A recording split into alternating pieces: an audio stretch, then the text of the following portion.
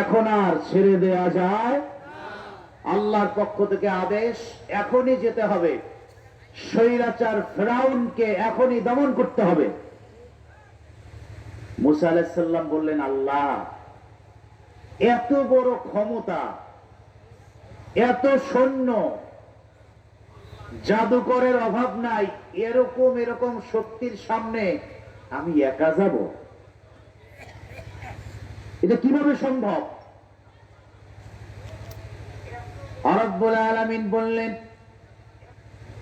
কালিমুল্লাহ, আমার অর্ডার যখন দিয়েছি, যেতে তো আপনাকে হবেই, বরং আমি আল্লাহ স্পষ্ট করে আপনাকে জানাতে চাই, ফেরাউনের সামনে গিয়ে দাঁড়াবার জন্য নিজেকে খোদা দাবি করে মুশরিক হয়ে গেছে, স্বৈরাচার হয়ে গেছে, প্রতিশোধ নেওয়ার জন্য, তার সামনে গিয়ে দাঁড়াবার জন্য আপনি যদি লোকজন বাড়ায়া দিতে বলেন, লোক সংখ্যা বাড়ায়া দিব, তার চেয়েও বেশি সৈন্য আপনার সঙ্গী করে দিব, প্রত্যেকের হাতে ধারালো অস্ত্র, আর ধারালো অস্ত্র দিয়ে দিব, প্রয়োজনে জাদু বিদ্যার শক্তি দিয়ে দিব, কিন্তু আমার অর্ডার, ফেরাউনের সামনে গিয়ে দাঁড়াতে হবে, চরম শিক্ষা দিতে হবে। কালিমুল্লাহ মুসা আলাইহিস সালাম বললেন, রব্বুল আলামিন শক্তি যখন দিবেনি, আপনার কাছে অস্ত্রের শক্তি আমি চাই না, আপনার কাছে সৈন্যের শক্তি আমি চাই না, জাদুবিদ্যার শক্তিও আমি কালিমুল্লাহর প্রয়োজন নাই। আপনার কাছে ছোট্ট একটা চাওয়া, দুই হাত তুলে তোমার কাছে চাই, অস্ত্র দরকার নাই, সৈন্যবাহিনী দরকার নাই, জাদুবিদ্যার শক্তির প্রয়োজন নাই, বরং তোমার কাছে ছোট্ট একটা জিনিস আমি চাই, আমি মুসা কালিমুল্লাহর এই কলবের মধ্যে ইমানের শক্তি, পাওয়ারটা বাড়ায়া দেন। সুবহানাল্লাহ। এবার বুঝে থাকলে বলেন, সৈন্য সমান্ত অস্ত্র, ক্ষমতার শক্তির বিপক্ষে মুসা আলাইহিস সালাম আল্লাহর কাছে সৈন্য চান নাই, অস্ত্র চান নাই, জাদুবিদ্যা চান নাই, তিনি চেয়েছেন ইমানের শক্তি, ঠিক কিনা? সেই দিনের চাওয়াটাকে আল্লাহ রাব্বুল আলামিন দোয়া বানিয়ে আখিরি নবীর কোরআন কারিমে তুলে দিয়েছেন। কালিমুল্লাহ মুসা আলাইহিস সালাম দুই হাত তুলে দোয়ায় বলেছিলেন, রব্বি শরহ লি সাদরি ওয়া ইয়াসসির লি আমরি ওয়াহলুল উকদাতাম মিন লিসানি ইয়াফকাহু কওলি। আয় আল্লাহ তাআলা, ইশরাহ লি সাদরি, আমার সিনাকে শক্তিশালী করুন, ইমানের নূরের প্রভাব আমার সিনার ভিতরে আপনি দান করুন। ওয়ায়াসসির লি আমরি, ফেরাউনকে শায়েস্তা করবার জন্য যা আমি করতে চাই তা যেন খুব সহজে করতে পারি।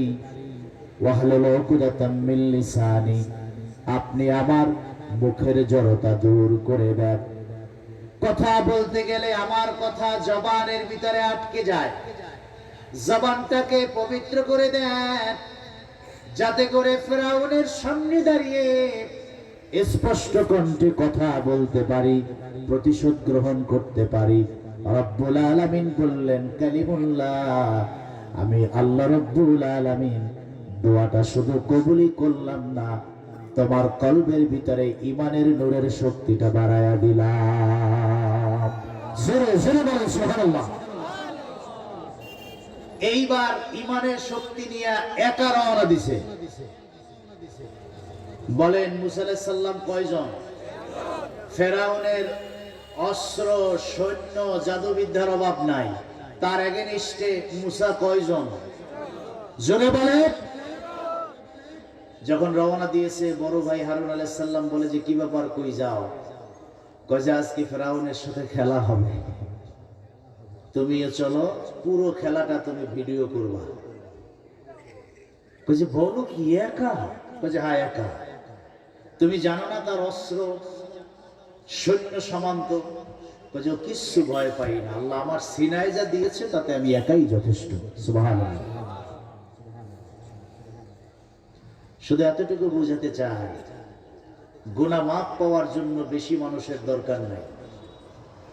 যদি ঈমানটা মজবুত থাকে, নিয়তটা সহি থাকে, কম মানুষের পক্ষে যিনি বিজয় দিবেন, নাজাত দিবেন, গুনাহ মাফ করবেন, জান্নাত নিশ্চিত করবেন, তিনি কে? ফেরাউন কয় কে? কয় যে মুসা। কেন এসছো? যে স্বৈরাচারকে খতম করার জন্য আসছে। এত বড় সাহস! তুমি দেখছো সব অস্ত্র তাক করা। কয় যে ভয় পাই না। ভয় পাও না মানে? যে এক সেকেন্ডের কম সময় সব শক্তি নাই করে দেওয়ার জন্য, ভ্যানিশ করে দেওয়ার জন্য যত শক্তি লাগে আল্লাহ সব শক্তি আমার সিনায় দান করেছেন। সুবহানাল্লাহ। ফেরাউন বলল শক্তিটা দেখতে চাই।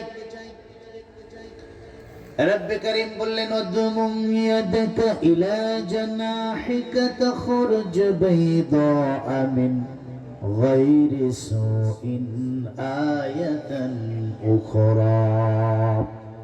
কালিমুল্লাহ, আমার যেই ঈমান কলবের মধ্যে যার বসবাস, সেই ঈমানের কাছে নবুয়তের হাতটাকে ফিট করুন।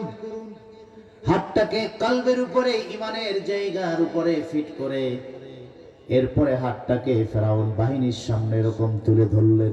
কোরআন বলছে তখরুজ বাইদা, এমন একটা ঈমানের পাওয়ার সম্বলিত নূরের ঝলক বের হয়ে ফেরাউনের বাহিনীর উপরে পড়ে যায়। এক সেকেন্ডের কম সময় ফেরাউন বাহিনী বেহুশ হয়ে জমিনে পড়ে যায়। জোরে বলেন আল্লাহু আকবার। কলবে যদি ঈমান থাকে, বলেন আল্লাহর পক্ষ থেকে বিজয়ের নিশ্চয়তা আছে না নাই? এজন্য রব্বে করিম কোরআন কারীমে বলেন ওয়ালা তাহিনু ওয়ালা তাহজানু ওয়া আনতুমুল আ'লাউনা ইন কুনতুম মুমিনিন।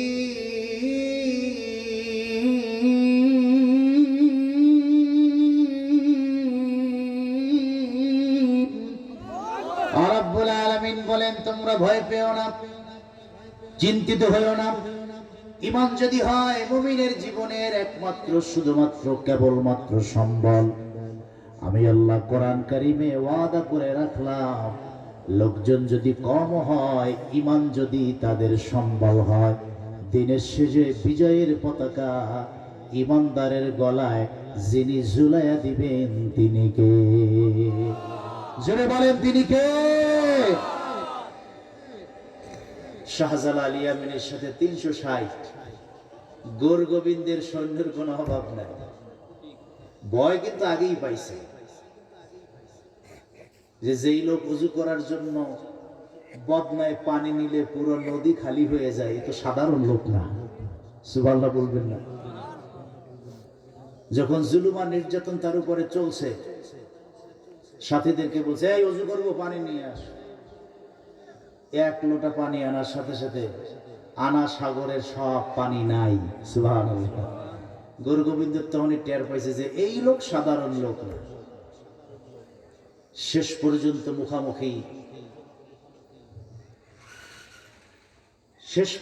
মুখামুখি তিনি সুরমা নদীর তীরে আসলেন। গুরু গোবিন্দের রাজদরবারে প্রবেশ করবেন। পারাপারের একমাত্র বাহন হলো নৌকা। নৌকা বন্ধ করে দিছে। ভাবছে যে নৌকা বন্ধ করলে তার নদী পার হতে পারবে না। মালাউনটা জানে না যে মুসলমান কোনো কিছুর উপরে নির্ভর করে না, তাওয়াক্কুল করে যার উপর, তিনি কে? সৈন্যদেরকে বলল যে চোখ বন্ধ করো, জায়নামাজকে বিছাও, কণ্ঠে স্লোগান তাকবীর ধরো। চোখ খুলতে না বললে খুলবা না। আল্লাহর ওলি শাহজালাল ইয়ামানী পিছনে বসে ফায়েজ দিচ্ছেন, তাকবীরের ধ্বনি উঠছে। যখন বললেন চক্ষু খোলো, চোখ খুলে দেখে যে জায়নামাজই নৌকা হয়ে গেছে। নদী পার হয়েও পার, হাজার সৈন্য তাকবীরের ধ্বনির আওয়াজ শুনে যুদ্ধ করা লাগে নাই, যুদ্ধ করা লাগে নাই। প্রাসাদ ছেড়ে পালিয়ে, লেজ গুটিয়ে পালিয়ে গেছে। গোরগোবিন্দের বিল্ডিং এর ছাদের উপরে কালেমার পতাকা উঁচু হয়ে পথ করে বিজয়ের ধ্বনির আওয়াজ বের করেছে। সুবহানাল্লাহ। আল্লাহ বলছেন, ঈমান যদি হয় মুমিনের জীবনের সম্বল, মানুষ যদি কম হয়, বিজয় আছে না নাই? আজকের এই ময়দানে বসে কোরআনের এই কথা সামনে রেখে বলছি, মানুষ যদি আমরা কমও থাকি, শুধু কলিজায় ঈমান থাকার কারণে আমাদের পক্ষে যিনি আছেন তিনি কে? আমাদের গুনাহ যিনি মাফ করে দিবেন তিনি কে? প্রিয় সুধী, এজন্য আমরা কিছু সময় কোরআন থেকে কথা শুনে সেই ঈমানের নূরকে বাড়াতে চাই, গুনাহ মাফ করাতে চাই। মুসলমান রাজি আছি না নাই? একটা তাকবীর দিয়ে আল্লাহকে জানাতে চাই, নারায়ে তাকবীর, নারায়ে রিসালাত, আহলে সুন্নাত ওয়াল জামাত। আল্লাহ যেন কবুল করেন, বলেন আমিন। এখন যদি আমরা এই কোরআনের বরকত পেতে চাই, তাহলে কিছু সময় কোরআনের জন্য দেওয়ার দরকার আছে না নাই? দুনিয়াতে মানুষ ব্যবসা বাণিজ্য করে লাভের জন্য। কিসের জন্য? দুনিয়াতে লাভের জন্য দুইটা জিনিস লাগে, পুঁজি লাগে, সময় লাগে। এই যে দোকানদারি করতেছে, পুঁজি ছাড়া দোকানদারি হবে? 1 লাখ, 1.5 লাখ, 2 লাখ টাকা খাটানোর পরে এরপরে সকাল থেকে সন্ধ্যা দোকান খুলে বসে থাকতে হয়, ঠিক না? এরপরে দিনের শেষে হিসাব নিকাশ চলে, কয় টাকা ব্যবসা হইল, কয় টাকা লাভ হইল। দুনিয়ায় অর্থ গেল, সময় গেল, এরপরেও ব্যবসায় লাভ হবে তার কোনো গ্যারান্টি হইতেও পারে। আমরা পেপার পত্রিকায় দেখি যে ব্যবসায় লাল বাতি জ্বলছে, কতক্ষণ না, লাভ তো দূরের কথা, মূল পুঁজিও থাকে। প্রিয় সুধী, ময়নাবাজারের আজকের এই মাহফিলে আমরা যারা বসা আছি, আমাদের উদ্দেশ্য হলো লাভ, ঠিক কিনা? তবে আমাদের লাভটা আখেরাতের লাভ। কিসের লাভ? আখেরাতের লাভের জন্য টাকা পয়সা লাগে না, একটু সময় লাগে।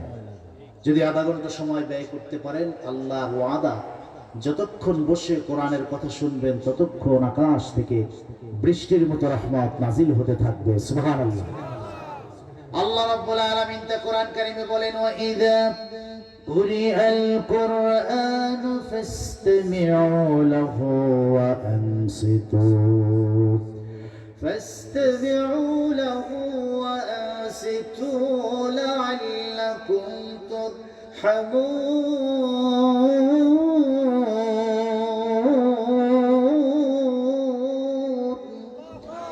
রব্বুল আলামিন বলেন, আর যখন তোমাদের সামনে কোরআন কারীম থেকে আলোচনা উপস্থাপন করা হয়, সেই কোরআন হৃদয়ে ধারণ করবার জন্য আখিরাতের লাভের আশায় 2টি শর্ত তোমরা মেনে বসে যাবে। 1, ফাসতামিউ লাহু, সেই কোরআনের প্রত্যেকটি কথা অন্তরের কান দিয়ে তোমরা শুনবে। 2, ওয়া আনসিতু, কথা বলবে না, উঠবস করবে না, নীরবে নিভৃতে চুপে চুপে সেই কোরআনের কথাগুলো শুনবে।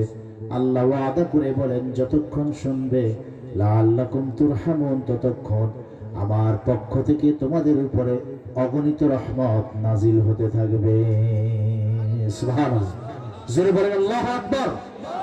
তাহলে আমরা যদি কিছু সময় কোরআন থেকে কথা শুনি, রহমত নাজিল করবেন কে? জোরে বলেন কে? আমরা সেই আখিরাতের লাভের জন্য নির্দিষ্ট বিষয়ের উপরে কিছু কথা আমরা শুনবো। আমাকে মাহফিল কমিটি যে বিষয়টি দিয়েছে তা হলো আখিরাত। সবাই বলেন, আমার আলোচ্য বিষয়ের নাম কি? জোরে বলেন। আরবি শব্দ আখিরাত, বাংলায় অর্থ করলে হয় পরকাল। অর্থাৎ আমরা যেই কালে, যেই যুগে আছি, যেই পৃথিবীতে আছি, এই পৃথিবী না, এরপরে আর একটা জগৎ আছে না নাই, সেইটাকে বলে পরকাল, যার শুরু হয় মৃত্যু দিয়ে। কি দিয়ে? জোরে বলে। আমরা এখানে যারা আছি, আমরা কি জীবিত না মৃত? আমাদের বাপদাদা যারা কবরে, তারা কি জীবিত না মৃত? তারা আছে পরকালে, আমরা আছি ইহকালে। আমরা আছি ইহকালে, আর কবরবাসীরা পরকালে। আমার আলোচ্য বিষয় পরকাল নিয়ে। যদি খেয়াল করে অল্প সময় শুনেন, আশা করি আমরা উপকৃত হব। প্রিয় সুধী, আখিরাতের 3টা ধাপ আছে। কয়টা ধাপ? সবাই বলেন। এটা গুরুত্বপূর্ণ কথা, যেহেতু আমরা দুনিয়া সম্পর্কে ওয়াকিফাল। যার বয়স 40, সে দুনিয়ার অনেক কিছু বুঝে ফেলেছে।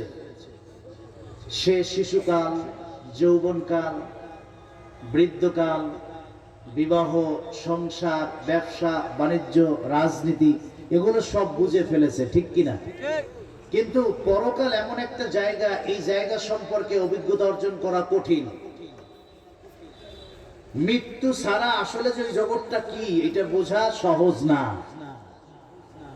যেহেতু মৃত্যুর পরে বুঝতে হয়, এই জন্য আমরা অত গভীরভাবে বুঝি না। এই জন্য আমরা আখেরাতকে মূল্যায়ন করতে জানি না। অনেকে তো বলে, খাও দাও ফুর্তি করো, দুনিয়াটা মস্ত বড়, মরে যাবা, মাটির সঙ্গে মিশে যাবা, শেষ। বিষয়টি কি এরকম? কথা বলেন এরকম? যারা এটা মনে করে তারা নামাজের ধার ধারে না, রোজার ধার ধারে না, ভাবতেছে নামাজ এটা হুজুরদের, নামাজ এটা যারা বুড়ো টুড়ো হয়েছে, বৃদ্ধ, তাদের নামাজ, এটা আলেম ওলামাদের। কিন্তু আসলে কি বিষয়টা এরকম? মনে রাখবেন, দুনিয়ার এই ছোট্ট জীবনটা, কারো 30, 40, 50, 60, 70, এই জীবনের কর্মফলের উপরে নির্ভর করবে অনন্তকালের একটা জীবন, যার শুরু আছে, শেষ। অনন্তকাল যদি ভালো থাকতে হয়, তাহলে ছোট্ট জীবনে অনন্তকাল নিয়ে গবেষণা করতে হবে। একটি ছেলে একটা ক্লাসে 1 বছর পড়ার সুযোগ পায়, ঠিক কিনা? যেই ছেলেটি 6-এ, সে 7-এ ওঠার জন্য একটা ফাইনাল পরীক্ষা আছে না নাই? ওই ফাইনাল পরীক্ষা যদি ভালো করে 7-এ উঠবে হাসতে হাসতে। ওই পরীক্ষায় ফেল করলে যেখানে ছিল ওখানে। দেখেন, এক ক্লাস থেকে আরেক ক্লাসে উঠবার জন্য 1 বছর কষ্ট করতে হবে। ফার্স্ট সেমিস্টার পরীক্ষা, সেকেন্ড সেমিস্টার পরীক্ষা, থার্ড সেমিস্টার পরীক্ষা, ওস্তাদের পিডানি, তারপরে গার্ডিয়ান হিসেবে মাসে মাসে বেতন, 1000 টাকার বই, টিচার। তাহলে দেখেন, একটা ক্লাস ক্রস করার জন্য কত চিন্তা, গবেষণা, সময়, টাকা পয়সা, পরীক্ষা। এটা যদি শুধু একটা ক্লাস ক্রস করতে গেলে এত কিছু লাগে, তাহলে যেই জীবনের শুরু আছে, শেষ নাই, সেই জীবনকে নিয়ে পরিকল্পনার দরকার আছে না নাই? কত বেশি পরিকল্পনার দরকার, কত কঠিন পরিকল্পনার দরকার, এটা মুমিন ছাড়া, ইমানদার ছাড়া বুঝবে না। যারা বুঝেছেন তারা আল্লাহর ওলি হয়ে গেছে। যারা বুঝেছেন তারা দুনিয়াতে বসে দুনিয়া ত্যাগ করেছে। সাহেব কেবলা ফুলতলি রহমাতুল্লাহ আলাই, আমার তো বিশ্বাস উনি চাইলে স্বর্ণ দিয়ে বাধাই করা রুমে থাকতে পারতেন। কতক্ষণ না? যে পরিমাণ টাকা পয়সা, ভক্তবৃন্দ, লন্ডন টন্ডন, এতে কি অভাব ছিল? কিন্তু আমি তার জীবনী পড়ে দেখেছি, জামা কোথাও দিয়ে ছিঁড়ে গেছে, ওটাও পড়েছেন। আমরা তো গরিব ফকির দেখলে কোনোদিন সালাম দিছি মনে হয় না, সালাম পাওয়ার আশা করি। কিন্তু উনি দুনিয়াকে এমন ভাবে ত্যাগ করেছেন, উনি মিসকিন, অসহায়, এতিমদের সাথে বসে শুধু খেতেন না, নিজে গোসল করায় দিতেন, তৈল দিয়ে দিতেন। সুবহানাল্লাহ বলবেন না? ওনারা আখেরাত চিনেছেন। ওনারা আখেরাত চিনেছেন বিদায় দুনিয়াকে প্রত্যাখ্যান করতে পেরেছে। কারণ ওনারা জানেন দুনিয়ার জীবনটা কচু পাতার চেয়েও ক্ষণস্থায়ী, আর আখেরাতের জীবনের শুরু আছে, শেষ নাই। সুতরাং বোকামি করে আখেরাতটা নষ্ট করে লাভ কি? এই জন্য দুনিয়াতে এই ছোট্ট জীবনে আখেরাতকে কিভাবে পাওয়া যায় তার জন্য প্ল্যান করেছেন, প্রোগ্রাম করেছেন। অহংকার বাদ দিয়েছেন, সুদ ঘুষ মিথ্যা জেনা বেবিচার অন্যায় অপরাধ জুলুম অত্যাচার সব ছেড়ে দিয়ে, এমনকি শৌখিন জীবন যাপন, অহংকারী জীবন যাপন, জাঁকজমকপূর্ণ জীবন যাপন ছেড়ে দিয়ে একেবারে সাধারণ জীবন যাপন করেছেন। স্রষ্টার কাছে যাতে জবাব দেয়া যায়, মালিক তোমার আখিরাতের সন্তুষ্টির জন্য দুনিয়া পরিত্যাগ করেছি। ওনারা হয়েছেন জান্নাতি মানুষ। আজও মানুষ হাত তুললে চোখের পানি ছেড়ে কাঁদে। আপনার জন্য কয়জন কাঁদবে বলেন তো? বলেন, আপনার জন্য কয়জন কাঁদবে? আপনি কি এমন কাজ করেছেন? কিন্তু সাহেব কিবলা ফুলতিলি রহমাতুল্লাহ আলাইহির জন্য কোটি মানুষ কাঁদে। জীবনটা গঠন করে গেছেন আখেরাতকে সামনে রেখে। এই জন্য যারা আখেরাত কেন্দ্রিক জীবন গঠন করবে তারা দুনিয়াকে লাথি মেরে পিছনে ফেলে দিবে। দুনিয়া লাগবে, লাগবে না যে তা না, কিন্তু তার মানে এই না দুনিয়ার ছোট্ট একটা ব্যবসা মেনটেন করতে গিয়ে নামাজও ছেড়ে দেয়। আছে না নাই? এই বাজারে দোকান আজান হয়েছে, চিন্তা করে যে কাস্টমার তো দোকানে আছে, এখন নামাজে যাইবে না বেচবে, এই চিন্তা করে গেছে। শেষ পর্যন্ত চিন্তা করলো যা নামাজ পরে পড়বো না, বেচা বিক্রিটা করে নিবে। তাহলে এই সামান্য দুনিয়ার একটু লাভের জন্য মানুষ নামাজ পর্যন্ত ছেড়ে দেয়, ঠিক কিনা বলে? বাবা আখেরাতটা বুঝতে হবে। যে মানুষ আখেরাত বুঝবে, আখেরাত বোঝার জন্য ব্যবসা নিষেধ না, দোকান নিষেধ না, রাজনীতি নিষেধ না। আখেরাত বোঝার জন্য বাড়ি ঘর নিষেধ না। আপনি দালান করেন 20 তলা, আপত্তি নাই, কিন্তু আপনার দালানের জানালা দিয়ে কোরআন তেলাওয়াতের আওয়াজ বের হতে হবে। কিন্তু তা তো বের হয় না, আপনার ঘরের জানালা দিয়ে গানের আওয়াজ বের হয়। আউলিয়া কেরাম বলেছেন ঘরের জানালা লাগবে এই নিয়াতে যে এই জানালা দিয়ে মসজিদের আজানের শব্দ ঢুকবে। সুবহানাল্লাহ বলছেন। আর আমরা জানালা রাখি কেন? ঠান্ডা বাতাস ঢুকবে। আপনি যদি এই নিয়াত করেন যে আমার ঘরের জানালা দিয়ে আজানের ধ্বনি ঢুকবে, তাইলে কি বাতাস ঢোকা বন্ধ থাকবে? দেখেন পার্থক্য কোথায়, আখেরাত কি জিনিস। আপনি যদি চিন্তা করতেন জানালা রাখলাম এখান থেকে আজানের ধ্বনি ঢুকবে, এটা হলো আখেরাতের চিন্তা। সুবহানাল্লাহ। আর জানালা দিয়ে ঠান্ডা বাতাস ঢুকবে, এটা হলো দুনিয়াবি চিন্তা। একটু একটু ঘুরে দিলেই হয়। নিয়ত করেছে যে না আজকের ওয়াজ দোকানে বসে শুনবো, চা খাওয়াটাও হবে, ফাঁকে ফাঁকে গল্পটাও হবে, দোকানদারের ব্যবসাটাও হবে, এটা হলো দুনিয়াবি চিন্তা। আর একজন চিন্তা করছে না আজকের জন্য প্যান্ডেলটাই বেহেশতের বাগান, আমি ওয়াজটা প্যান্ডেলে বসে শুনবো, এটা হলো আখেরাতের চিন্তা। সুবহানাল্লাহ বলেন। মানে একটু ঘুরাই দিলেই হয়, মাইন্ডটা একটু চেঞ্জ করে দিলেই হয়। প্রিয় সুধী, সেই আখেরাতের 3টা স্তর। কয়টা স্তর? জোরে বলতে হবে। এই 3 স্তরের প্রথম স্তরের নাম হলো কবর। কি? 2 নম্বর স্তরের নাম হলো কিয়ামত। 3 নম্বর স্তরের নাম হলো হাসর। কয়টা বললাম? 3টা। এটাকে মানাজিল বলে, মঞ্জিল বলে, বহু বচন মানাজিল। প্রথম মঞ্জিল কবর, কবরের মঞ্জিল পার হওয়ার পরে হলো কিয়ামত, কিয়ামতের মঞ্জিলের পর হলো হাসর, এরপরে বিচার, এরপরে জান্নাত জাহান্নাম। মানুষ হিসেবে আমরা যারা ঈমানকে হৃদয়ে ধারণ করি, আমাদের জন্য প্রথম মঞ্জিল হলো কবর। প্রথম মঞ্জিল কি? মানুষের কবরে 2টা হালাত হবে। কয়টা? 2টা। হয় মানুষটি কবর থেকেই জান্নাতি, না হয় মানুষ কবর থেকেই জাহান্নামী। কয়টা বললাম? 2টা। কবরের হালাতটা 2 প্রকার, হয় মানুষ কবর থেকেই জান্নাতি অথবা কবর থেকেই জান্নাতি। ময়নার বাজারের ভাইয়েরা আপনারা বলেন, মনের নিয়তটা বলেন, আমরা কবর থেকে জান্নাতি হতে চাই কি চাই না? তাইলে ওয়াজ নসিহত আর শোনার দরকার নাই, নামাজ টামাজ দরকার নাই, কি বলেন? এই 2-3 জনে বললেন যে আছে, দরকার আছে না নাই? আছে। কবর খুব ভয়াবহ জায়গা, আপনি কল্পনাই করতে পারবেন না।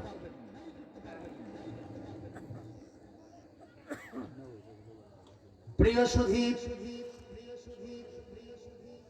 ইবনে মাজাহ থেকে একটা হাদিস আপনাদেরকে শোনাই। কবরের আযাব যে সত্য, আমার নূর নবী হায়াতের জিন্দেগিতে তিনি নূরের চোখ মুবারক দিয়ে তা দেখে গেছেন। সুবহানাল্লাহ। কবরের আযাব যে সত্য, কবরে যে আযাব আছে এটা যে ফেস করতে হবে। যদি বেনামাজি হয়, সুদখোর হয়, ঘুষখোর হয়, জালিম স্বৈরাচার হয়, গীবতকারী হয়, তাকে যে কবরের আযাব ফেস করতে হবে তা যে সত্য, আমার নূর নবী নূরের চোখ মোবারক দিয়ে দুনিয়াতেই দেখে গেছে। সাক্ষী দুই প্রকার হয়, একটা হলো দেখা সাক্ষী আর একটা না দেখা সাক্ষী। আচ্ছা, দেখা সাক্ষী আর না দেখা সাক্ষী দুইটা কি এক? সমস্ত নবীরা বলেছেন আল্লাহ এক, কোনদিন আল্লাহকে দেখে নাই। আমার নবীও বলেছেন আল্লাহ এক, তবে কপালের নূরের চোখ মোবারক দিয়ে আল্লাহকে দেখে বলেছেন এক। জোরে জোরে বলেন সুবহানাল্লাহ। সমস্ত নবীরা বলছেন যে জান্নাত আছে, কিন্তু কোনদিন কথা বলে দেখে নাই। দুই একজন নবী দেখেছেন, আদম আলাইহিস সালাম জান্নাতে ছিলেন, তারপরে আরো দুই একজন নবী জান্নাতে ঢুকেছে, তাও কিঞ্চিত সময়ের জন্য নির্দিষ্ট কামরা। কিন্তু আমার নূর নবী তার নূরের চোখ দিয়ে আকাশে গিয়ে দেখতে হয় না, জমিনে বসেই জান্নাত দেখেছেন। জোরে বলেন আল্লাহু আকবার। বক্তা নামের কিছু তক্তা আছে, তারা বলে মুহাম্মদ সাল্লাল্লাহু আলাইহি ওয়াসাল্লাম তো আমাদের মতোই সাধারণ মানুষ। জোরে বলেন নাউজুবিল্লাহ। রাসূলুল্লাহ আমাদের মতো সাধারণ মানুষ, এটা বেঈমান ছাড়া কোনো ঈমানদার বলতে পারে না। আমার নূর নবী দুনিয়াতে বসেই জান্নাত দেখেছেন। সুবহানাল্লাহ। হাদিস এসেছে সহিহ বুখারীতে 748 নং হাদিস। আব্দুল্লাহ ইবনে আব্বাস বর্ণনা করেছেন, খাসাফাতিশ শামসু আলা হাদি রাসূলিল্লাহ, নূর নবীজির জামানায় মদিনা মুনাওয়ারায় সূর্যগ্রহণ হয়েছে। আল্লাহর হাবিব বললেন, ও আমার সাহাবীরা, সূর্যগ্রহণের নামাজ আমি নবীজি আদায় করব, তোমরা যারা আসো আমার পিছনে মুসল্লি হয়ে দাঁড়াও। সাহাবীরা কাতারবন্দি হয়ে দাঁড়ালো। আল্লাহর হাবিব নামাজের ইমামতি শুরু করে দিয়েছেন। ছোট্ট আব্দুল্লাহ ইবনে আব্বাস সহ সাহাবা আজমাইন পিছনে মুসল্লি হয়ে দাঁড়িয়েছেন। কিছুক্ষণ পর সাহাবীরা নজর করে দেখে আল্লাহর হাবিব নামাজের ভিতরে দুইটা হাত মোবারক ছেড়ে দিয়েছেন। হাত ছেড়ে দিয়ে সামনের দিকে হাত বাড়াইয়া কি জানি ধরবার চেষ্টা করছেন। সাহাবীরা তো অবাক, নামাজে দুই হাত ছেড়ে দিলে নামাজই তো থাকবার কথা না, তদুপরি কি জানি ধরবার চেষ্টা করলেন, কিছুই তো নাই। ব্যাপারটা কেমন হয়ে গেল? ডানে আর বামে সালাম ফেরানোর পরে আমার নূর নবীকে সাহাবীরা প্রশ্ন করলো, ইয়া রাসূলুল্লাহ, রাআইনাকা তাকাতা, নজর করে দেখলাম নামাজের ভিতরে হাত ছেড়ে দিয়ে কি জানি ধরার চেষ্টা করতেছেন। সুবহানাল্লাহ। আমরা জানতে চাই কি দেখলেন, কি বা ধরতে চাইলেন। আমার নূর নবী বললেন, সাহাবীরা রে, ইন্নী উরিতুল জান্নাত, যখন আমি নামাজের ভিতরে দাঁড়িয়ে গেছি, দুই হাত বেঁধে সালাত শুরু করে দিয়েছি, কসম আল্লাহ, আমি নজর করে দেখি আল্লাহর গোটা জান্নাত আমি রাসূলুল্লাহর কদমে হাজির হয়ে গেছে। হাদিস তো বুখারীর। যে মাওলানা কয়, নবী তো আমগো মতোই মানুষ, তুমি কয়দিন জান্নাত দেখছো? কথা কন না। তুমি তো চোখ বন্ধ করলে অন্ধকার দেখো, রাসূলুল্লাহ চোখ বন্ধ করলে সাত আসমানের উপর দেখেন। সুবহানাল্লাহ। সপ্ত জমিনের নিচে দেখেন। এই স্পেশাল সুপারলেটিভ পাওয়ার রাসূলুল্লাহর নূরের সিনায় যিনি দিয়েছেন, তিনি কে? আল্লাহর হাবিব বললেন, ইন্নী উরিতুল জান্নাত, গোটা জান্নাতটা আমার সামনে হাজির, নূরের চোখ দিয়ে জান্নাতটাকে দেখলাম। সাহাবীরা বললেন, ও নবী, আপনি এমন একজন নবী এবং রাসূল যার একটি কথাও এক সেকেন্ডের জন্য অসত্য নয়। আপনি যা বলেছেন তা পুরোটাই সত্য, কিন্তু আমরা তো জান্নাত দেখি না। রাসূল বলেন, তোমরা সাধারণ আর আমি রাসূল অতি মানব, এই জন্য নবীর সঙ্গে সৃষ্টির তোমাদের কারো তুলনা চলবে না। সুবহানাল্লাহ। আমি যা দেখি তোমরা তা দেখো না, আমি যা শুনি তোমরা তা শোনো না। এই এক্সট্রা অর্ডিনারি মর্যাদা আল্লাহ আমাকে দান করেছে। সাহাবীরা বললেন, নবী জান্নাত দেখেছেন, মেনে নিলাম, কিন্তু আমরা তো আরো কিছু করতে দেখেছি, দেখলাম কি জানি ধরার চেষ্টা করতেছেন। আমার নবী বললেন, সাহাবীরা রে, শুধু জান্নাতটাই দেখি নাই, আমি যখন সালাতে দাঁড়ানো দেখি জান্নাতি ফলগুলি আমি রাসূলুল্লাহর নাকের ডগায় ঝুলতেছে। সুবহানাল্লাহ। আঙুরের থোকা আমার নাকের ডগায়, আপেল আর কমলার থোকা আমি নবীর নাকের ডগায়, জান্নাতি ফল, জান্নাতি স্বাদ আমাকে পাগল করেছে। কখন ধরে জান্নাতি ফলটা মুখে দিব আমি নবীজি অস্থির হয়ে গেছি। এই জন্য আর দেরি করি নাই, তানাওয়ালতু মিনহা উনকুদাত, নামাজে হাত ছেড়ে দিয়ে একটা আঙুরের থোকার ফল আমি রাসূলুল্লাহ নূরের হাত দিয়ে ধরে ফেলেছি। সুবহানাল্লাহ। আমি একটা আঙুরের থোকা ধরে ফেলেছি। বাবাজিরা, সাহাবীরা অবাক হয়ে বললেন, নবীজি জান্নাত কত প্র্যাকটিক্যাল, আপনার নূরের কদমে হাজির হয়েছে, জান্নাতি ফল সহ হাজির হয়েছে, সেই ফলটা আপনি আপনার নূরের হাত দিয়ে ধরেছেন, তাহলে তো জান্নাত সত্য, আপনি রাসূলুল্লাহ নিজ চোখে দেখেছেন। নবী বলেন, হ্যাঁ, আমি রাসূলুল্লাহকে আল্লাহ পাক আইনুল ইয়াকিন দান করেছেন, জান্নাতটাও চোখ দিয়ে দেখেছি, জাহান্নামটাও দেখেছি, পুলসিরাত দেখেছি, মেরাজ রাতে আমার সাহাবীদের জান্নাতের ঘরগুলো দেখে এসেছি। সুবহানাল্লাহ। জোরে বলেন আল্লাহু আকবার। আল্লাহু আকবার। নবীজি বলেছেন, জান্নাত আছে দেখা না না দেখা, কা দেখা সাক্ষী। আর অন্য নবীরা বলছেন জান্নাত আছে দেখে নাই, না দেখা শুই না। তাহলে দুইটায় পার্থক্য আছে না নাই? আছে। জোরে বলেন, আছে না নাই? এই, রাসূলুল্লাহ বলছেন কবরের আযাব সত্য, নিজে চোখে দেখেছেন। এবার আপনি ভালো মতো সুদ আর ঘুষ খান, ঠেঙ্গা রেডি আছে না নাই? কথা কয় না তো? আছে। বুঝে শুনে খাইয়েন। এই এলাকার মানুষ যদিও খায় না, আমি ঢাকার কথা কইলাম। প্রিয় সুধী, কবরের আযাব সত্য, আমার নূর নবী নিজ চোখে দেখে উম্মতকে বলেছেন। সুবহানাল্লাহ। সুবহানাল্লাহ। হাদিসটি আমি আপনাদের সামনে শোনাই। মুসনাদে আহমদ 14459, মিশকাত 135, জাবির ইবনে আব্দুল্লাহ দৃষ্টি বর্ণনা করেছেন, আমরা প্রিয় নবীজির সঙ্গে বের হলাম একটা জানাজার উদ্দেশ্যে।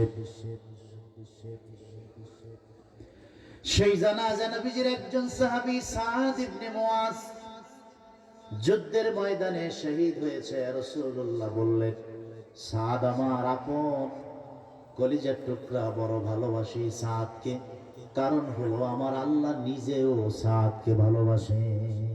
সুবহানাল্লাহ। আল্লাহর হাবিব বললেন, সাহাবীরা রে,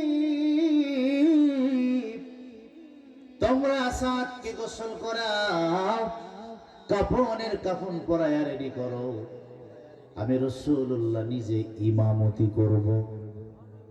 সুবহানাল্লাহ। সুবহানাল্লাহ। ময়নার বাজারের কারো জানাজার নামাজের ইমাম যদি হয় আল্লামা ইমাদউদ্দিন ফুলতলি, কপাল খুলে যাবে। কত কন্যা রাসূলুল্লাহ যেই জানাজার ইমাম, কপাল তো খুলে যাবে, ঠিক কি না? হুজুর বললেন, সাহাবীরা রে, আমি নিজে সাদের জানাজার ইমামতি করব। গোসল কমপ্লিট, কাফন পরানো কমপ্লিট, লাশ সামনে চলে এসছে। রাসূলুল্লাহ ইমামতির মুসাল্লায় কাদো কাদো চোখে আমার নূর নবী সাদের জানাজার নামাজটা পড়ালেন।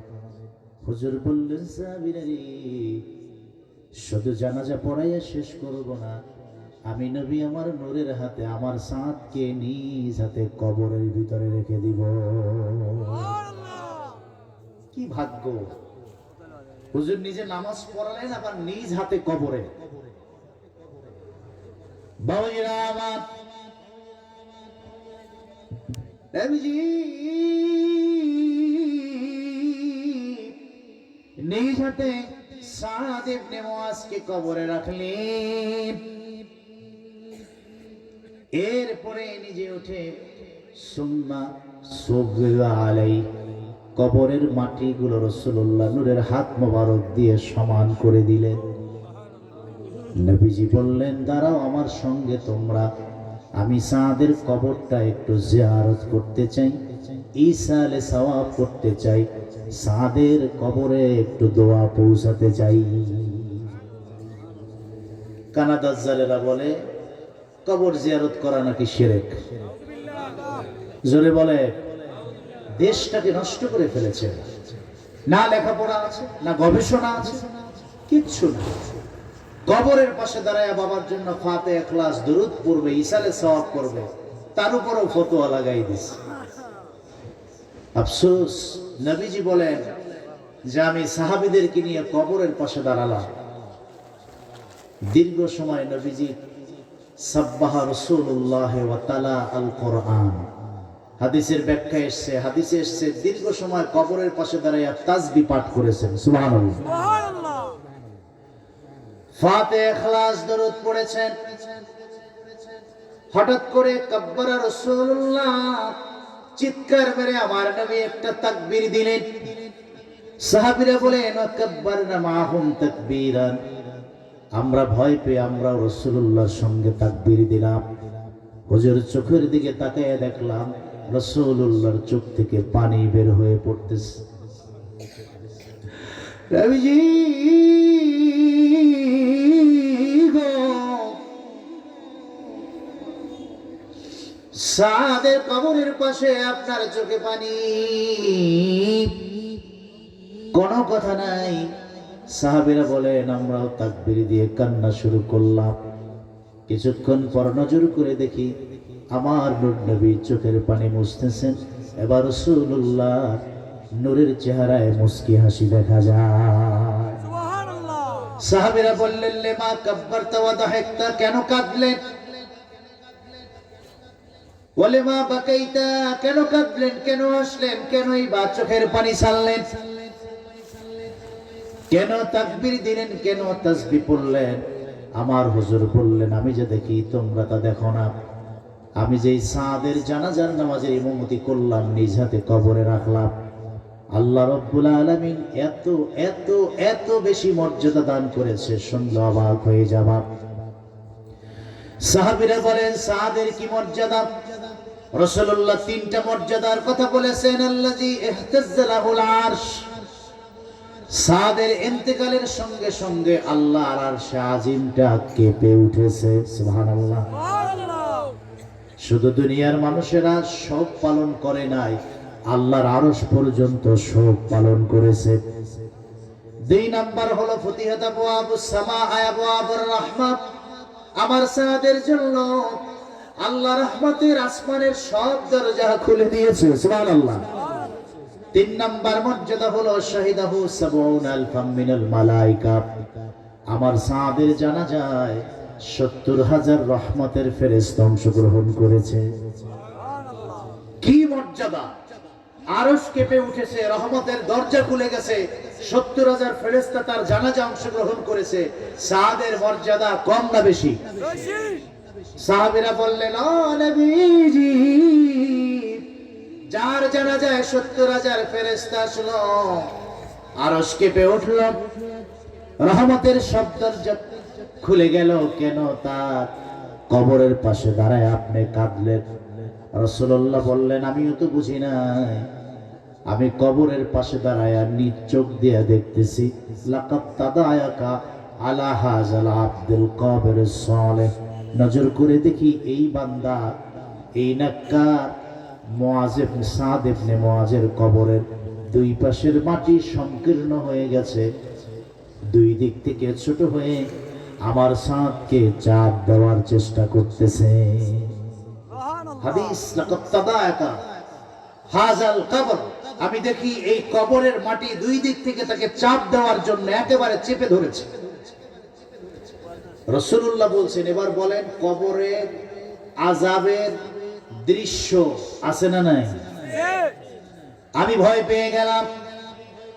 আমার সাহাদের এত এত এত মর্যাদা, সেই সাহাদের কবরের মাটি দুই দিক থেকে চরম ভাবে চাপ দেওয়ার চেষ্টা করতেছে। আমি নবী ভয় পেয়ে গেলাম, চিৎকার মেরে তাকবীর বলে উঠলাম, আল্লাহর কাছে চোখের পানি ছেড়ে কান্নাকাটি শুরু করলাম। বললাম, আল্লাহ, তোমার সাদের উপরে তো তুমি নিজেই খুশি, সাদের উপরে তো তুমি নিজে সন্তুষ্ট, আমিও সন্তুষ্ট। আল্লাহর হাবিব বলেন, এই কথা বলে আমি ইসালে সওয়াব করতে শুরু করলাম, জিয়ারত করতে শুরু করলাম, তাসবিহ পাঠ করতে শুরু করলাম। যখন তাসবিহ পাঠ করতে শুরু করলাম, হাত্তা ফাররাজাল্লাহু আন, আল্লাহ রাব্বুল আলামিন আমি নবীজির দোয়া ইসালে সওয়াবটাকে কবুল করে ক্ষান্ত হন নাই, সাদের কবরটাকে বিশাল একটা প্রশস্ত জান্নাতি ঘরে পরিণত করে দিয়েছে। যেই মাটি চাপ দিতেছিল এই মাটি সরে গিয়ে এখন এটা জান্নাতের ঘর হয়েছে। সুবহানাল্লাহ। মাটির চাপ দেখে কেঁদেছি, যখন জান্নাতের ঘর হয়েছে তখন মুস্কি হেসেছি। সুবহানাল্লাহ। মিশকাতের ব্যাখ্যা মেরকাতের মধ্যে এসে নবীজি জানতে চেয়েছেন, আল্লাহ, সাত তো নেককার আমলি পরেজগার তোমার পছন্দের বান্দা ছিল, কেন তার কবরের মাটিটা তুমি চাপ দিয়ে দেখাইছো, ছোট করে দিয়েছো কবর? রব্বুল আলামিন বলেন, হাবিব, শাস্তি দেওয়ার জন্য না, আযাব দেওয়ার জন্য না, কবরে যে আযাব হবে, কবরে যে শাস্তি আছে, এটা যে সত্য, আমি আল্লাহ আপনাকে নিজ চোখে দেখাইয়া দিলাম। সুবহানাল্লাহ। সুদখোর, ঘুষখোর, বেনামাজি, জিনাখোর, অপরাধী, পাপীদের কবরে যে আযাব হবে তা আপনাকে নিজ চোখে দেখাইলাম। সুবহানাল্লাহ বলেন। এবার বুঝে থাকলে বলেন, কবরের আযাব আছে না নাই? যদি মৃত্যুর আগে খাঁটি তওবাটা করতে না পারেন, এখন এশা রক্ত চলছে, নামাজটা পড়েন নাই, ফজরের সময় যদি মৃত্যু হয়ে যায়, এক ওয়াক্ত নামাজ বাকি থেকে গেল, ঠিক কিনা? তওবার সুযোগ পান নাই, খবরদার, এক ওয়াক্ত নামাজের হিসাব দিয়ে কবরের আযাব থেকে মাপ পাওয়া যাবে না। ওই এক ওয়াক্ত নামাজের শাস্তি ভোগ করতে হবে। তা বিভিন্ন ক্রাইটেরিয়া হতে পারে, কখনো সাপ ঢুকবে, কখনো মাটি দুই দিক থেকে চাপ দিবে, কখনো অন্ধ ফেরেশতা গুরুজ মারতে শুরু করবে, গোশত আর হাড্ডি এক বানাই ফেলবে। এগুলো একটাও আমার কথা না, সব হাদিসের কথা। খাওয়া দাওয়া ফুর্তি করো, এটা দুনিয়ায় চলে, এটা কবরে চলবে না। জোরে বলে। তাহলে রাগ করে বলেন, মরবো না, এই কথা কোন? তাইলে যে ফেরেশতা আসলে যুদ্ধ চলবে, মরবো না, তাইলে আর মারবো কেমনে? এই বাহাদুরি কইরাও লাভ হবে না। কেউ বাহাদুরি করে টিকতে পারে? মরতে হবে, এটাও বাস্তব। কবরকে ফেস করতে হবে, এটা 100% সত্য কথা। সিদ্ধান্ত আপনার কাছে, আপনি কিভাবে কবরে যেতে চান। কেউ মারা গেলে মানুষ বলে যে একটা গজব বিদায় নিছে, কতক্ষণ না। আবার কেউ মারা গেলে বলে, আহ, একটা ভালো মানুষ বিদায় নিয়ে গেছে। ও যুবক, তোমার কাছে আমার প্রশ্ন, কেমন মৃত্যু চাও? মৃত্যুর পরে মানুষ বদদোয়া করবে না দোয়া করবে, এই সিদ্ধান্ত তোমার। তুমি রাস্তা দিয়ে চলে গেছো, মুরব্বি পিছনে বসে বলছে ছেলেটা বেয়াদব। আবার তুমি যুবক রাস্তা দিয়ে হেঁটে গেছো, মুরব্বি বলছে ছেলেটা ভালো, কথা কন না? দুটোই হতে পারে। ডিসাইড করতে হবে তোমাকে, তুমি কোন গুণটা নিতে চাও। তুমি যদি ভালো গুণটা নিতে চাও তাহলে মুরব্বিদেরকে সম্মান করো। তুমি যদি নেককার মানুষ হতে চাও, তোমার অবর্তমানে মানুষ তোমার প্রশংসা করবে, সেই গুণটা অর্জন করো। হাদিস সাক্ষী, দুনিয়ার মানুষ যদি ভালো বলে, ধার্মিক বলে পরিচয় দেয়, আল্লাহ তাকে ভালো বলে কাউন্ট করে। সুবহানাল্লাহ।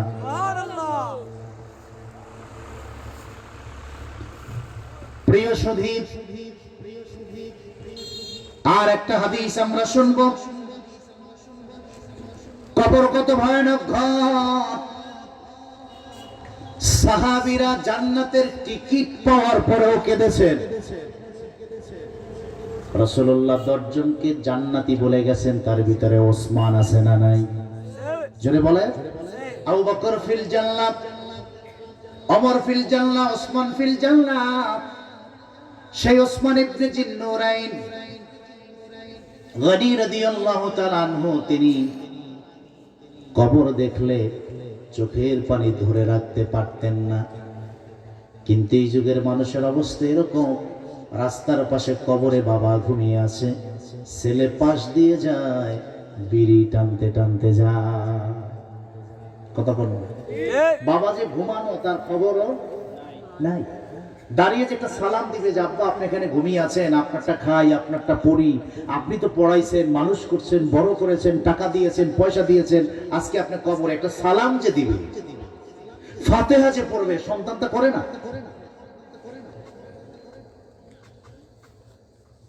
আছে না নাই? আচ্ছা, আমি ওই সন্তানকে বলতে চাই, তুমি মারা যাবা, তোমার মৃত্যুর পরও তোমার সন্তান কবরের পাশ দিয়ে যাবে, জিজ্ঞাসা করবে হাল জাযাউল ইহসান ইল্লাল ইহসান। ভালো করবেন, ভালো পাবেন, খারাপ করবেন, খারাপটা পাবেন। এটা বিধান, এটা নিয়ম। যে যা করবে তার প্রতিদান সমানভাবে যিনি দিবেন তিনি কে? আল্লাহ।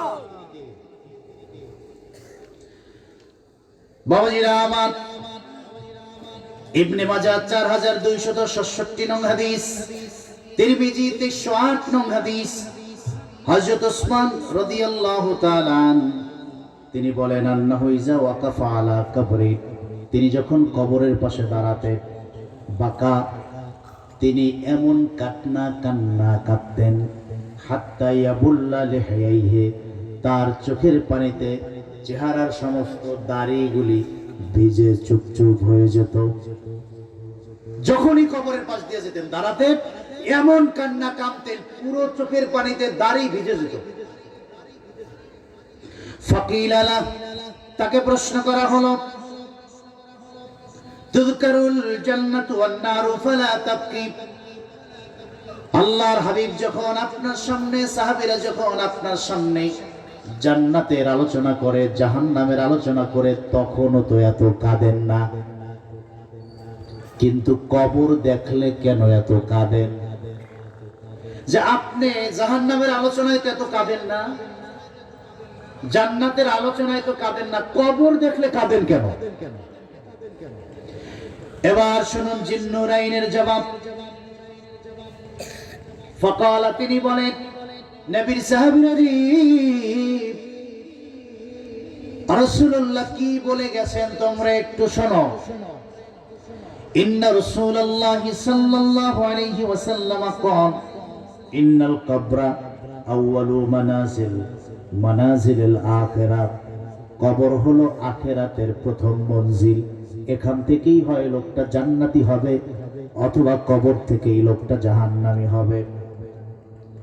ফাইন নাজা মিনহু ফামা বাদাহু আইসার, কবরে 3 প্রশ্নের জবাব যে দিয়ে ফেলতে পারবে তার কোনো হিসাব নাই, নিকাশ নাই, পুলসিরাত নাই, সূর্যের তাপ লাগবে না, তামার জমিন পারানো লাগবে না, কবর থেকেই সে জান্নাতি। সুবহানাল্লাহ। সুবহানাল্লাহ। কবরের 3 প্রশ্নের জবাব যে দিয়ে দিতে পারবে সে চিরস্থায়ী জান্নাতি হয়ে যাবে।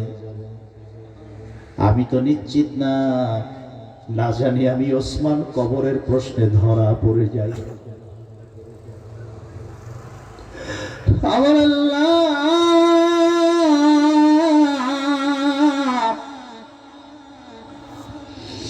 যদি আমি ওসমানকে 3 প্রশ্ন দিয়ে আটকায়া দেন,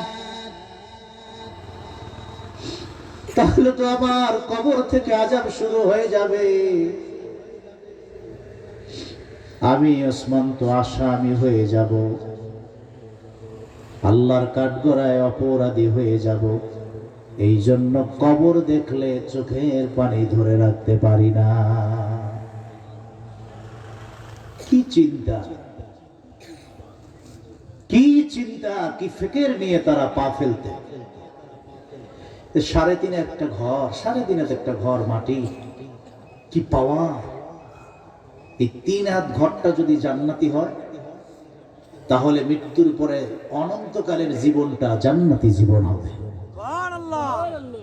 আর মৃত্যুর পরে 3.5 হাত ঘরের মাত্র 3টা প্রশ্ন যদি আটকা পড়ে যায়,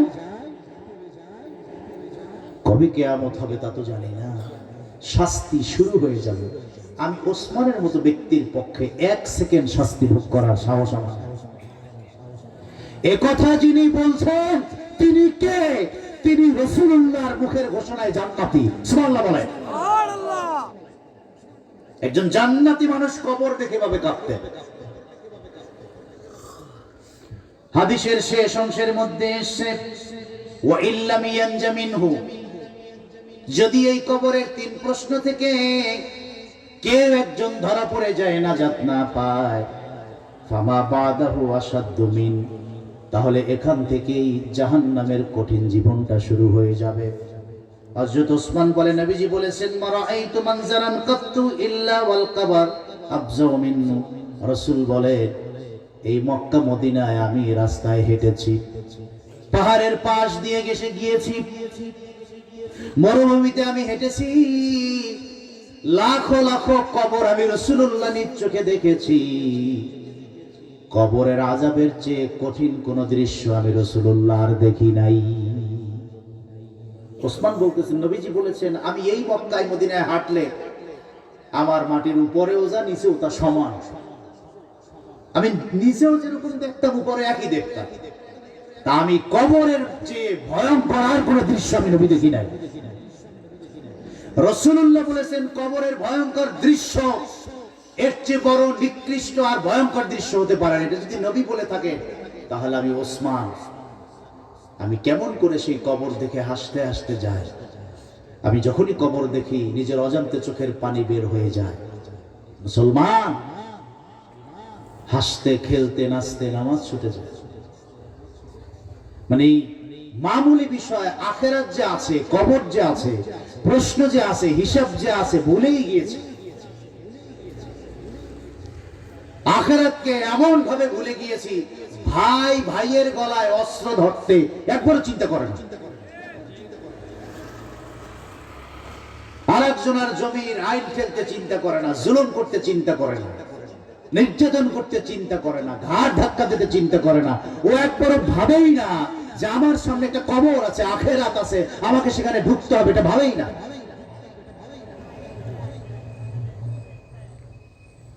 বাবাজিরা আমার, 5 মিনিটে আমি আমার কথাটা গুছায় আনতে চাই। এই হাদিসটা শুধু আপনাদেরকে শোনাতে চাই।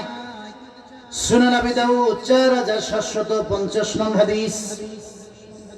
বারা ইবনে আযিব বলেন, আল্লাহর হাবিব ইরশাদ করেছেন, ইন্নাল আবদা ইযা উদিয়া ফি কবরি ফায়াতিহি মালাকান ফায়ুজলিসানিহি ফায়াকুলু, যখন বান্দাকে, ব্যক্তিকে কবরে ঢোকানো হবে, 40 কদম মানুষগুলি দূরে যাওয়ার সঙ্গে সঙ্গে 2 জন ফেরেশতা কবরে আসে। ইসমুহুমা মুনকার ওয়ান নাকির, তাদের 2 জন, আর একজনের নাম মুনকার আর একজনের নাম নাকির। এরপরে 2 জনে 2 কাঁধ ধরে লোকটাকে কবরের মধ্যে বসায়। বলবেন যে এত ছোট জায়গায় বসায় কেমনে? ওটা যার পক্ষে সম্ভব তিনি কে? আল্লাহ।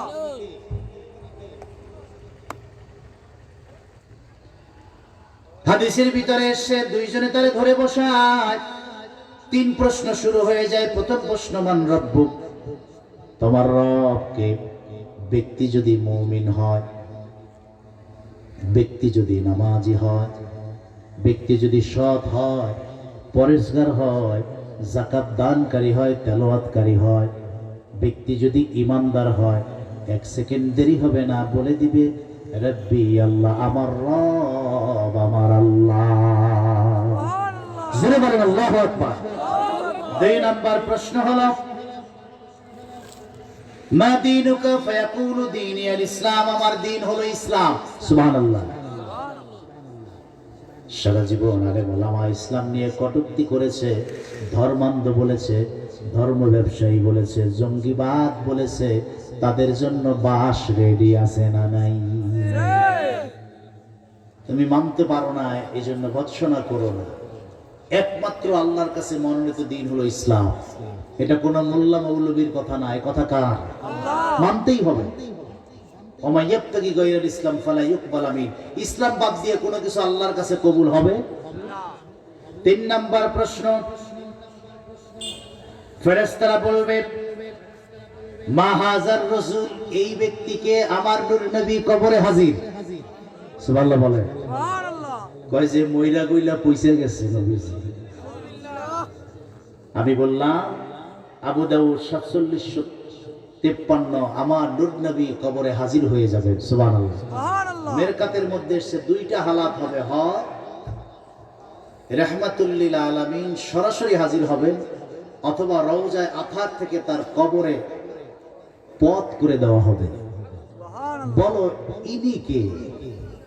যে ইমানদার হবে রাসূলুল্লাহকে দেখে সে বলে দিবে হাজা নবী মুহাম্মদুর রাসূলুল্লাহ। সাল্লাল্লাহু আলাইহি ওয়াসাল্লাম। হুজুর জবাব শুনে একটা মুস্কি হাসি দিবেন। সুবহানাল্লাহ। সুবহানাল্লাহ। বাউজিরা আমার, এবার প্রশ্ন করবে চিল্লা কেমনে এই নবীকে? কেমনে চিল্লা? তুমি তো তাকে দেখো নাই। ব্যক্তি জবাব দিবে করাআতু কিতাবাল্লাহি ফা আমানাত বি।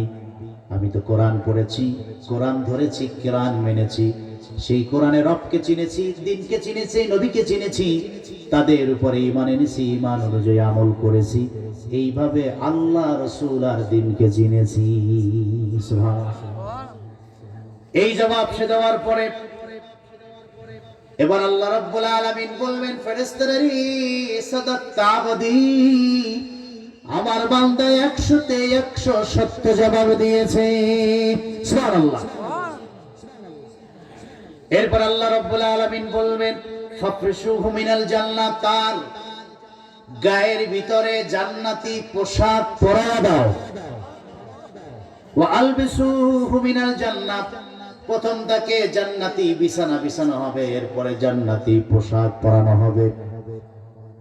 আফতাহু লাহু বাবান ইলাল জান্নাহ, আল্লাহর জান্নাতের সঙ্গে কবরের একটা দরজা করে দেওয়া হবে। সুবহানাল্লাহ। সেই দরজা থেকে কি হবে? ফায়াতিহি মিন রাউহিহা ওয়া তিবিহা, ওই দরজা দিয়ে জান্নাতি বাতাস, সুঘেরান বাতাস আসতে থাকবে। সুবহানাল্লাহ। ওয়া ইউফসাহু লাহু ফি কবরিহি মাদ্দা বাসারি, তার কবরটা এত বড় বানানো হবে, চোখের দৃষ্টি যত দূরে যায় তার কবরটা তার চেয়েও বড় হয়ে যাবে। আল্লাহ বলবেন নুমকানা উমাতিল আরুস, আর তারে কষ্ট দিও না।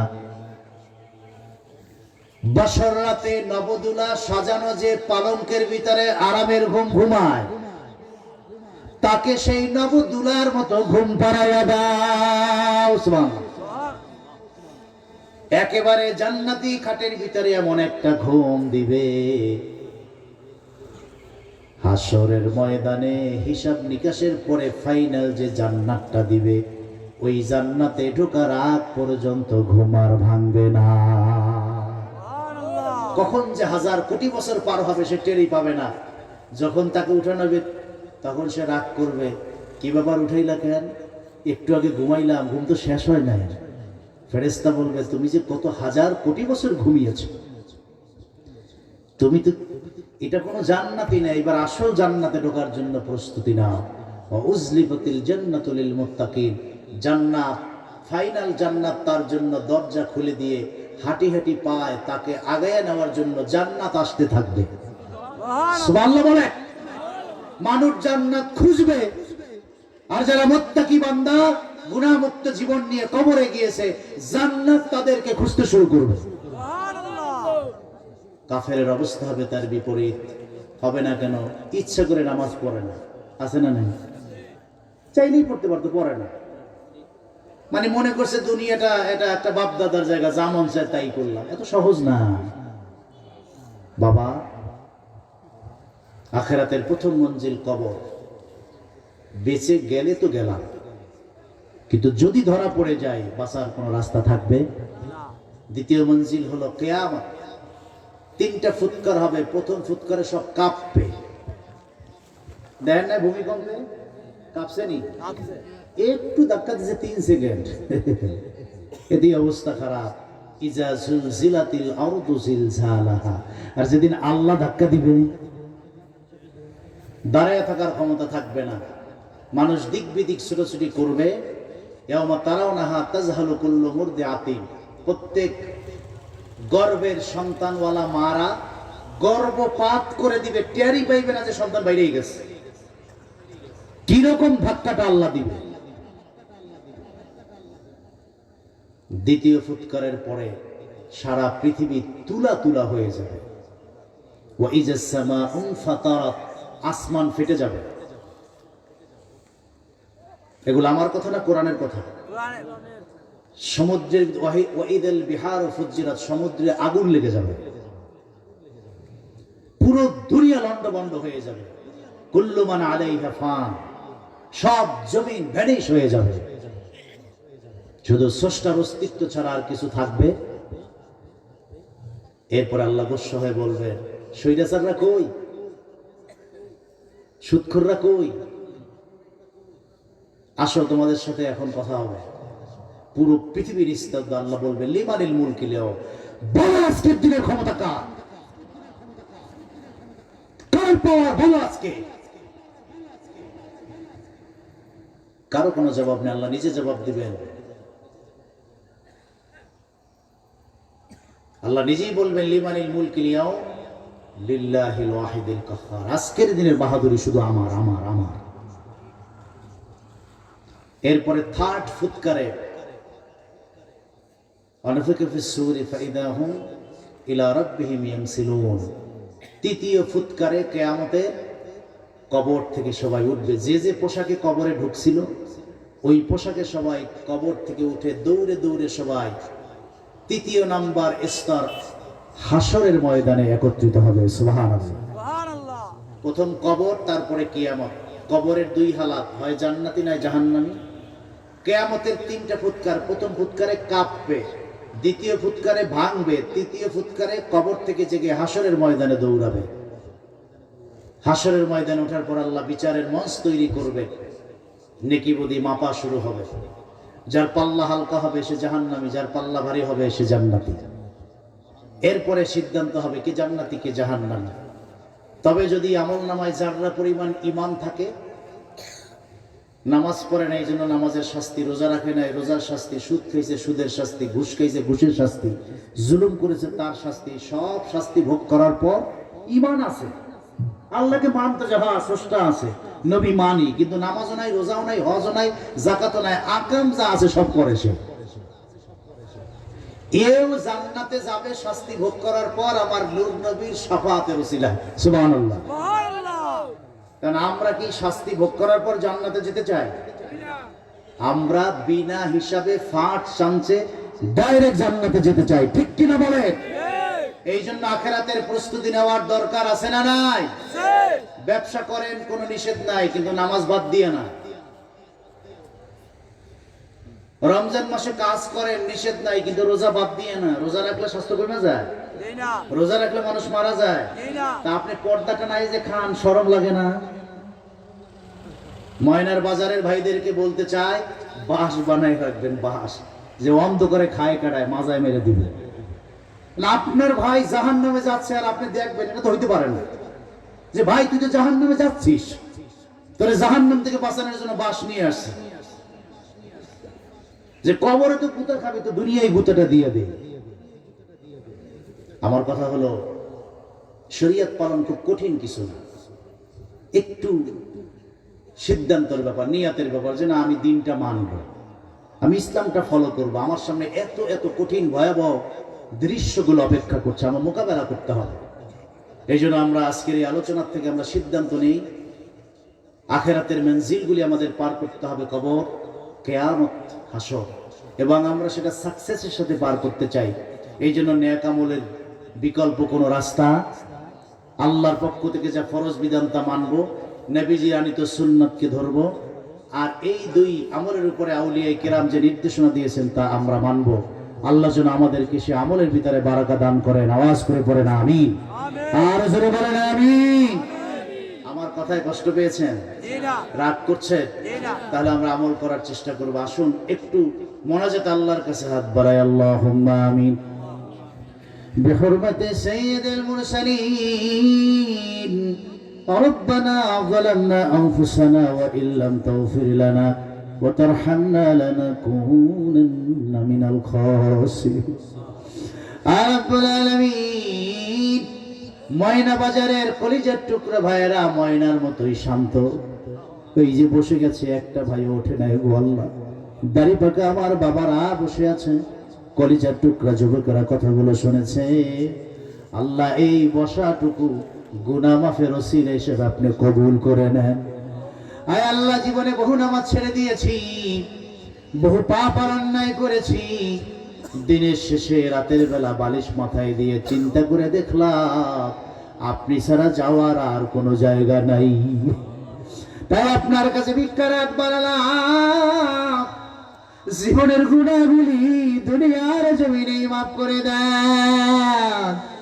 যত কাদাবার দুনিয়ায় কাদায় নেন, কবর হাসুর মিজানে অপরাধী বানায়েন না রব্বুল আলামিন। বাবা মা সন্তানদের জীবনের সবচেয়ে বড় নিয়ামত। বাঁশবাগানের নিচে রাস্তার পাশে ঘুমিয়ে আছে বাবা আর মা।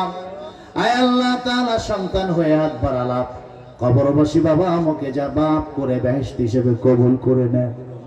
আয় আল্লাহ, দাদা দাদি নানি পাড়া পড়শি আপনজনদেরকে মাফ করে দাও। ওস্তাদ শফিউদ্দিন মুরব্বী চলার সাথী ইমানদার মুমিন মুসলমানদেরকে মাফ করে দাও। এই এলাকার উপরে খাস রহমত নাজিল করো। আয় আল্লাহ, মাহফিল যারা ইন্তজাম করেছেন আর যারা সহযোগিতা করেছেন, আয় আল্লাহ, প্রবাস থেকে কলিজার টুকরা যুবক ভাইয়েরা যে সাহায্য সহযোগিতা অংশগ্রহণ করেছে, সার্বিক খেদমত আল্লাহ আপনি কবুল করে নেন।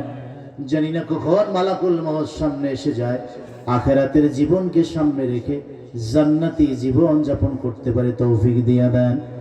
সাল্লাল্লাহু তাআলা আলা খায়রি খালকিহি সাইয়্যিদিনা মুহাম্মাদ ওয়া আলা আলিহি ওয়া সাহবিহি ওয়া সাল্লাম আজমাইন। আলহামদুলিল্লাহি রাব্বিল আলামিন। বিহুরমাতি লা ইলাহা ইল্লাল্লাহ মুহাম্মাদুর রাসূলুল্লাহ। আসসালামু আলাইকুম ওয়া রাহমাতুল্লাহ।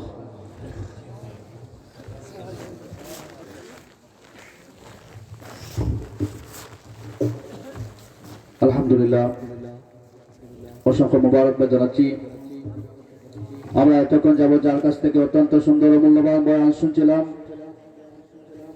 আজকের মাহফিলের সম্মানিত প্রধান বক্তা, শুধু ঢাকা থেকে আগত বিশিষ্ট আলেমে দ্বীন হযরত মাওলানা রফিকুল ইসলাম তানজিম হুজুরের কাছ থেকে সুপ্রিয় উপস্থিতি, অল্প কিছুক্ষণের মধ্যেই আমাদের মাঝে এসে পৌঁছে যাবেন আজকের মাহফিলের মধ্যমণি সম্মানিত প্রধান অতিথি, যার অপেক্ষায় আমরা অপেক্ষমান, এয়ারফোর্ট বিশ্ববিদ্যালয় জার্মানির সম্মানিত পিএইচডি গবেষক শামসুল উলামা আল্লামা ফুলতলি সাহেব কিবলা রহমাতুল্লাহি আলাইহির সুযোগ্য নাতি, বিশিষ্ট আলেমে দ্বীন হযরত মাওলানা হাফিজ মারজান আহমদ চৌধুরী ফুলতলি অল্প কিছুক্ষণের মধ্যে আমাদের মাঝে এসে পৌঁছে যাবেন। তাই আমি অনুরোধ জানাচ্ছি, আপনারা যারা রাস্তায় আসেন, আপনারা আমাদের মাহফিলে চলে আসুন। এ পর্যায়ে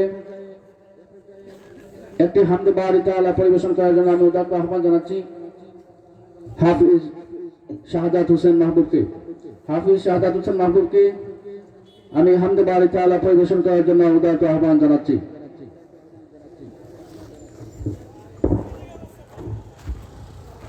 আসসালামু আলাইকুম ওয়া রাহমাতুল্লাহি ওয়া বারাকাতুহু। কত ভালোবেসে গড়েছ আমায়, কত যতনে, কত নিয়ামত দিয়েছ দেনে জীবনে।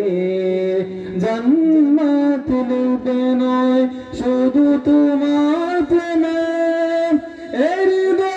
করো তোলা মৌলা মৌলা মৌলা মৌলা মৌলা মৌলা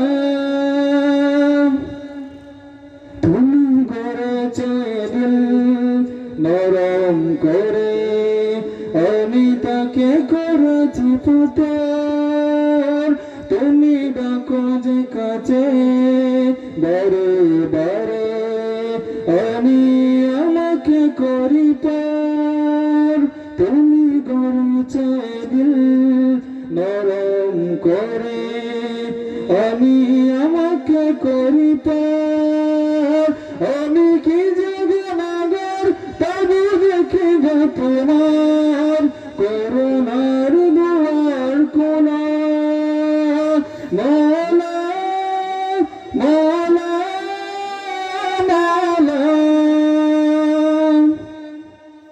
জানি আমার তো নেই কোনো সম্বল তুমি যদি ক্ষমা না করো ভগবান তো আমার জিন্দেগি প্রেমে যদি